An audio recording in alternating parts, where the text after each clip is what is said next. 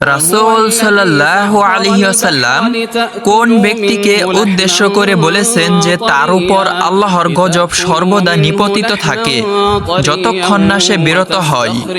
ক, যে ব্যক্তি মানুষে মানুষে বিভেদ তৈরি করতে সাহায্য করে। খ, যে ব্যক্তি মানুষের শোনা কথা যাচাই না করে অন্যের মাঝে বলে বেড়ায়। গ, যে ব্যক্তি কথায় কথায় অহেতুক রাগ দেখায়।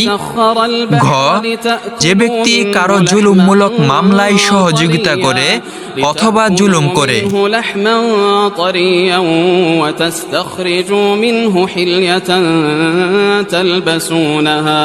وترى الفلك مواخر فيه ولتبتغوا من فضله ولعلكم تشكرون وهو الذي سخر البحر لتأكلوا منه لحما